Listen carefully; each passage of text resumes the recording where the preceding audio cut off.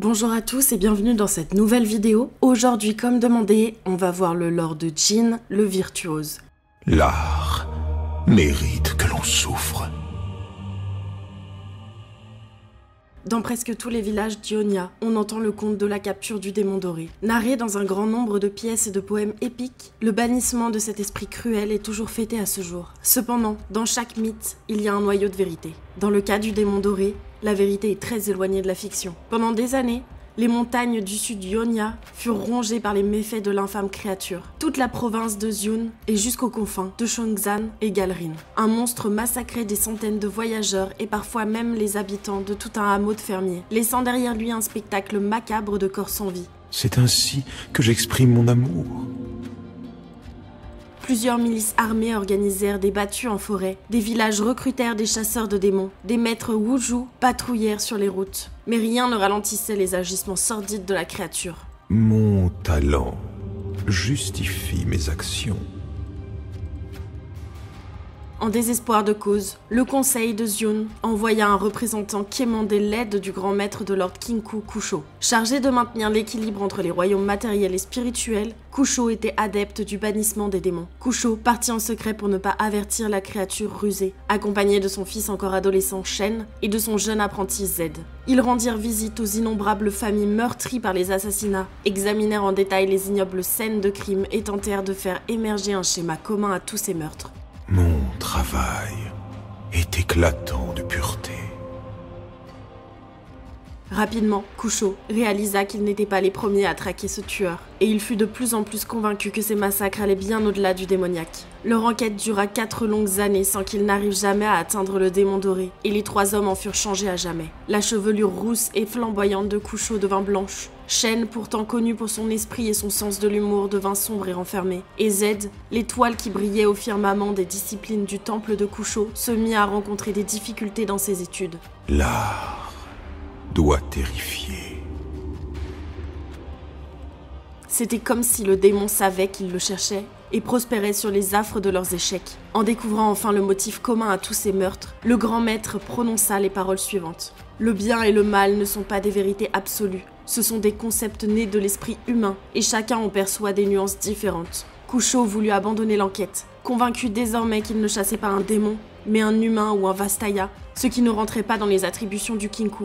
Shen et Z refusèrent de s'en retourner après tout ce qu'ils avaient sacrifié pour capturer le tueur et le convainquirent de poursuivre la lutte. La veille du festival de la fleur spirituelle dans le col de Jum, Kusho se déguisa en calligraphe de renom pour se mêler aux autres artistes invités. Puis il attendit. Shen et Z mirent en place un piège savant et ils se retrouvèrent enfin face à face avec leur ennemi tant haï. Kusho avait raison, le célèbre démon doré n'était en fait qu'un simple machiniste travaillant au sein des théâtres itinérants et des opéras de Xiun, sous le pseudonyme de Kada Jin. Lorsqu'ils appréhendèrent Jin, le jeune Z s'avança pour tuer l'homme qui se recroquevillait de peur sous leurs yeux, mais Kusho s'interposa. Il rappela à ses élèves qu'ils avaient déjà outrepassé leurs fonctions et que tuer Jin ne ferait qu'aggraver les choses. Kusho craignait que révéler l'humanité de Jin ne sape l'harmonie et la confiance que définissait la culture ionienne, ou même n'encourage d'autres personnes à commettre des crimes similaires. Malgré l'horreur des actions de Jin, le maître légendaire décida que le tueur devait être capturé vivant et incarcéré dans la prison monastique de Tula. Shen exprima son désaccord mais accepta néanmoins la froide logique du jugement de son père. Z, perturbé et hanté par les scènes de meurtre dont il avait été témoin, se révéla incapable de comprendre ou même d'accepter ce geste de miséricorde. Dès lors, on raconte qu'un profond ressentiment naquit dans son cœur. Malgré ses longues années d'emprisonnement à Tula, les geôliers n'apprirent quasiment rien au sujet de Jin. Quelle image peuvent-ils avoir de moi?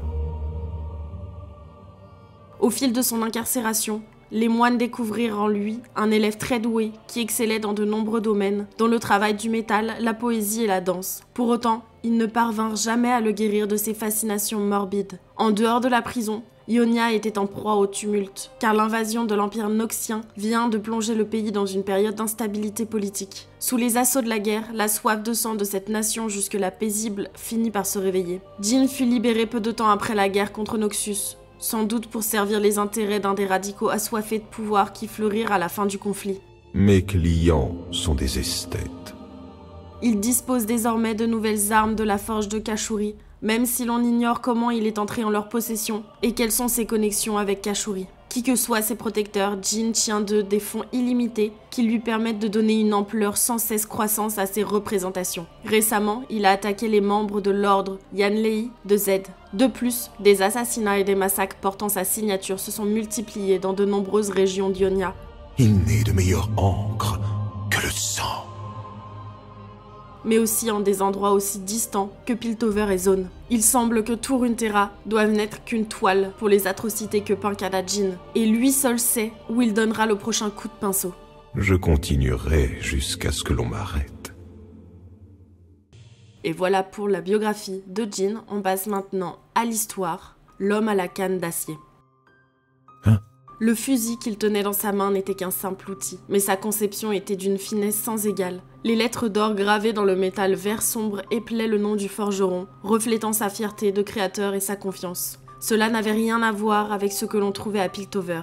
Leurs armes tapageuses essayaient de fonctionner avec les quantités infimes de magie qu'on trouvait dans ces terres. Celle-ci, en revanche, avait été créé par un maître forgeron. Son cœur de bronze, merveille d'Ionia, regorgeait de magie. Il essuya la crosse du fusil une 4e fois. Il ne pouvait jamais être sûr que son arme était parfaitement propre tant qu'il ne l'avait pas essuyée 4 fois, même s'il ne s'en était pas servi. Et même s'il allait simplement la placer dans un sac sous son lit. Il ne pouvait pas la ranger avant d'être sûr qu'elle n'était pas parfaitement propre. Et il ne pouvait tout simplement pas en être sûr tant qu'il ne l'avait pas essuyée 4 fois. Et elle allait être propre. Au bout de 4 fois. Au bout de 4 fois, elle l'était toujours.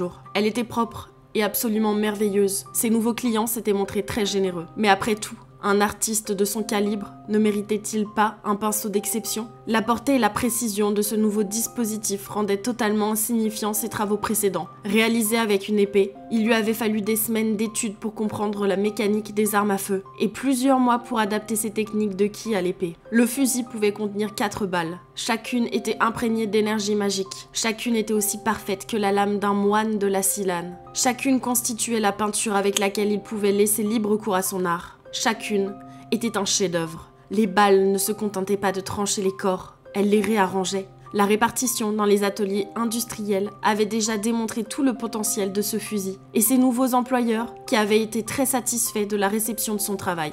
Et il avait fini de la polir. Mais comme il tenait l'arme dans sa main droite, la tentation était trop grande. Il savait que ce n'était pas raisonnable, mais il sortit sa combinaison noire en peau d'anguille. De sa main gauche, il caressa la surface glissante de la tenue. En sentant cette peau huilée sous ses doigts, son souffle s'accéléra. Il saisit le masque de cuir, puis, incapable de résister, il l'enfila sur son visage.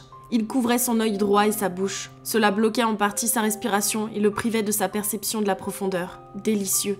Il était en train d'enfiler sa spalière lorsque les clochettes qu'il avait dissimulées sous l'escalier menant à sa chambre se mirent à tinter. Il replia rapidement son arme et enleva son masque. « Il y a quelqu'un » demanda la femme de chambre à travers la porte. L'inflexion de sa voix indiquait qu'elle avait été élevée loin au sud de ce village. « Vous avez fait ce que je vous avais demandé » répondit Jin. « Oui, monsieur. Une lanterne blanche tous les 4 mètres. Une lanterne rouge tous les 15 mètres. » « Alors, je peux commencer. » fit Kadajin en ouvrant la porte de sa chambre. La femme écarquilla les yeux tandis qu'il quittait la chambre. Jin savait parfaitement à quoi elle ressemblait. En temps normal, cela excitait chez lui des accès de haine de soi, mais aujourd'hui, il était en représentation. Aujourd'hui, Kadajin s'était composé d'une allure fine et élégante, et il se déplaçait avec une canne. Il était voûté, et sa cape semblait couvrir une énorme difformité sur son épaule. Mais cette première impression était démentie par sa démarche allègre. Il frappait le plancher de sa canne avant chaque pas, alors qu'il se dirigeait vers la fenêtre. Il suivait un rythme précis, 3 coups brefs, puis un 4e. L'or de sa tenue étincelait, sa cape couleur crème ondulait, et ses bijoux brillaient au soleil. Qu'est-ce que c'est que ça ? Demanda la femme de chambre en pointant du doigt l'épaule de Jin. Celui-ci marqua une pause pour étudier un instant le visage poupon de son interlocutrice. Il était rond et parfaitement symétrique, des traits incroyablement ternes et prévisibles, un matériau beaucoup trop laid et grossier pour créer un masque. « C'est pour le crescendo,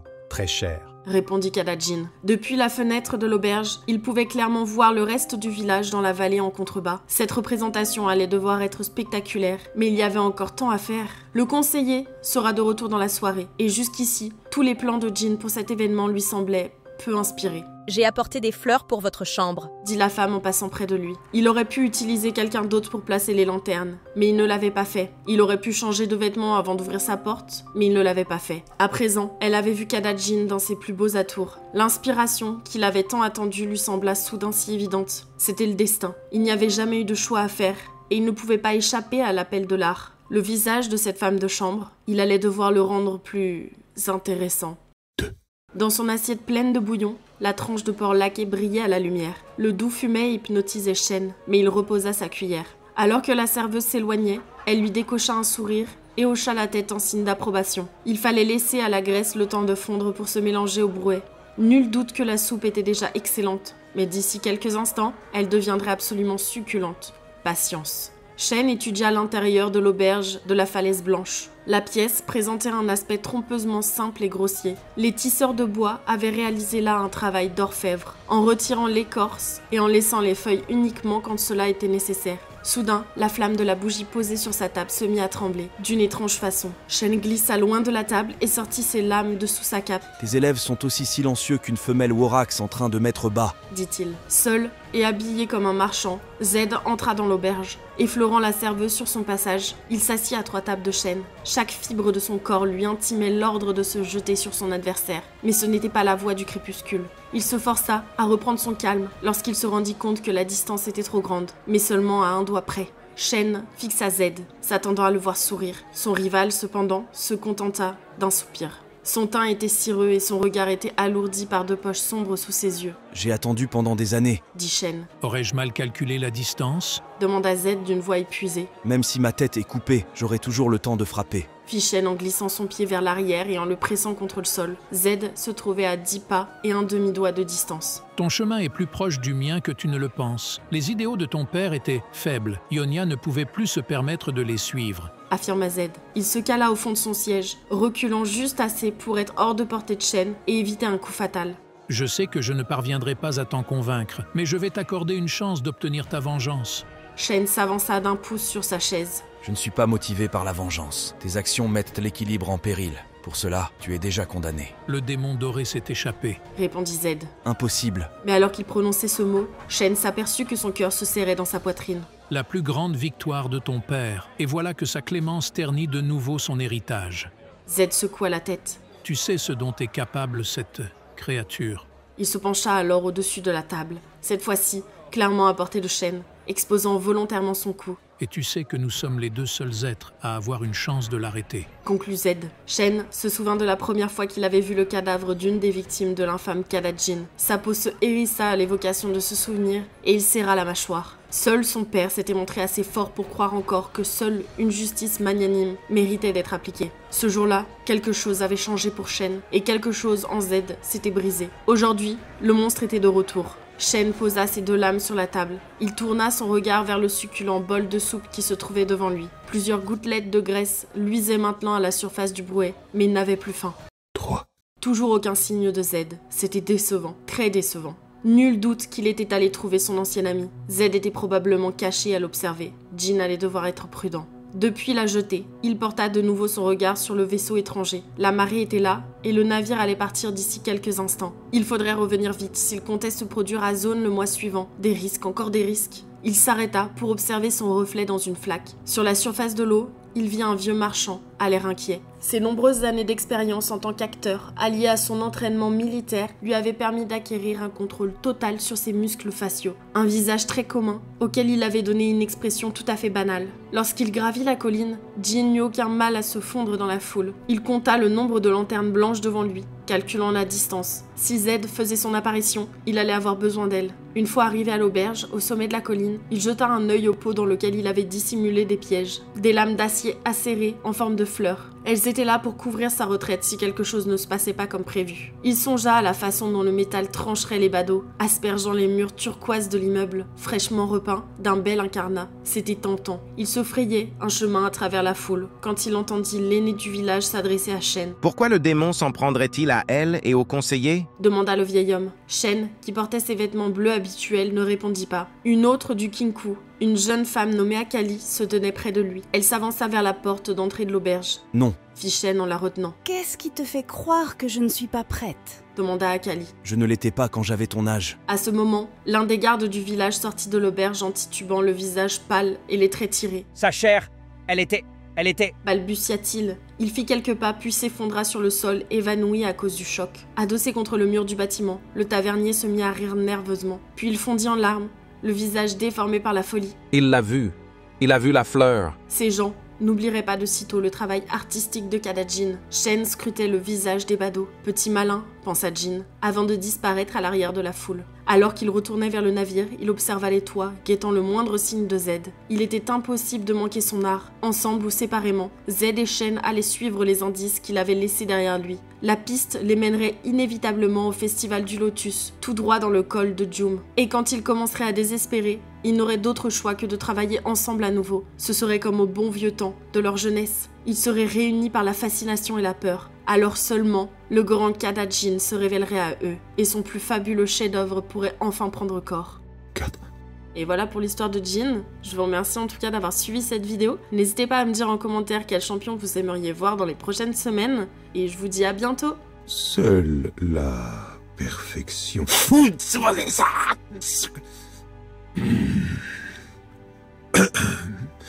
Seule la perfection est acceptable.